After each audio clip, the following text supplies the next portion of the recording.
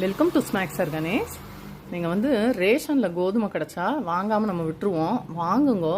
ஆனால் அதில் கொஞ்சம் தூசி ஈசி இருக்கும். அதெல்லாம் மட்டும் இந்த மாதிரி தண்ணியில் 2-3 தடவை களைஞ்சு அந்த மேலே மிதந்து குப்பை மாதிரி வரும், அதெல்லாம் எடுத்துருங்கோ.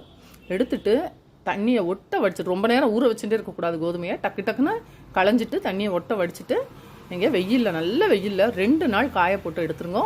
அந்த கோதுமையை நீங்கள் வாயில் போட்டு பார்த்தா கடுக்குன்னு இருக்கணும், ஈரப்பதம் இருக்கக்கூடாது. அந்த அளவுக்கு நீங்கள் நல்லா காய போட்டு எடுத்துருங்க.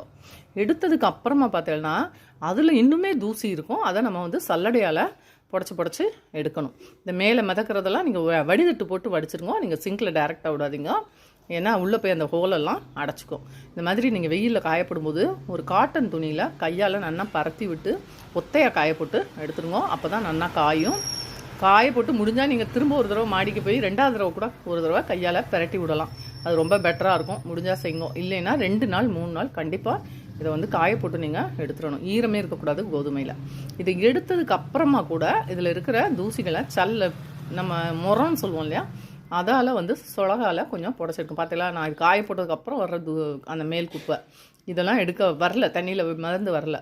ஸோ இது மாதிரி நீங்கள் புடச்சி, ரொம்ப புடைக்க தெரியாதுனாலும் பரவாயில்ல, லேசாக அப்படி சிலிப்பி நெல்னாலே அது கொஞ்சம் மேலாப்பில் ஒதுங்கி வந்துடும். நீங்கள் கையாலேயே புறக்கி எடுத்துடலாம். இந்த கோதுமை வந்து சப்பாத்தி செய்யும்போது அவ்வளவு சாஃப்டாகவும் ரொம்ப சூப்பராகவும் இருக்கும் பார்த்துங்க. ஆனால் கண்டிப்பாக களைஞ்சி காயப்பட்டு குப்பை எடுத்துடணும். நீங்கள் கடையில் வாங்கி திரிக்கிற கோதுமையை காட்டிலும் பேக்கிங்காக வாங்குகிற கோதுமை மாவை காட்டிலையும் இந்த சப்பாத்தி ரொம்ப சாஃப்டாக இருக்கும். இதை வந்து ரேஷன் கடை சப்பாத்தின்னு யாருமே சொல்ல மாட்டா. அதுக்கப்புறம் பார்த்தீங்கன்னா சின்ன பொடியாக அந்த ஒரு குருணை மாதிரி, என்ன சொல்கிறது, நம்ம கம்பு குருணை மாதிரியே சில இதில் இருக்கும். அதெல்லாம் எடுத்துருங்க. இந்த குப்பையெல்லாம் எடுத்துகிட்டு நீங்கள் மிஷினில் கொடுத்து திரிச்சு வச்சுட்டேன்னா அருமையான கோதுமைக்கு சப்பாத்தி மாவுக்கு கோதுமை சூப்பராக ரெடி ஆயிரும். திரிச்சு வச்சு அந்த மாவில் நீ பார்த்தலா, நான் எல்லாம் க்ளீன் பண்ணதுக்கப்புறம் உள்ள கோதுமை இது எவ்வளோ சூப்பராக இருக்குது பார்த்தலாம். கடையில் வாங்குற இது கூட தோற்று போயிடும். அருமையாக இங்கே பாருங்கள், அதில் பண்ண சப்பாத்தி தான் இது.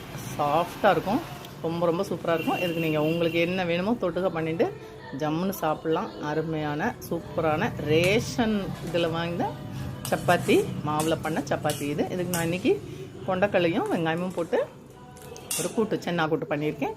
சூப்பராக இருக்கும். நீங்கள் ஆற்றுல கண்டிப்பாக இதை மாதிரி திரிச்சு வச்சேன்னா நிறைவாக இருக்கும். கோதுமை மாவுலாம் பார்த்தீங்கன்னா ஒவ்வொரு பேக்கெட்டாக போய் வாங்க வேண்டாம். ஸோ நீங்கள் ஆற்றுல பண்ணுங்க. லைக் பண்ணி ஷேர் பண்ணி கமெண்ட்ஸ் கொடுங்க. தேங்க்யூ.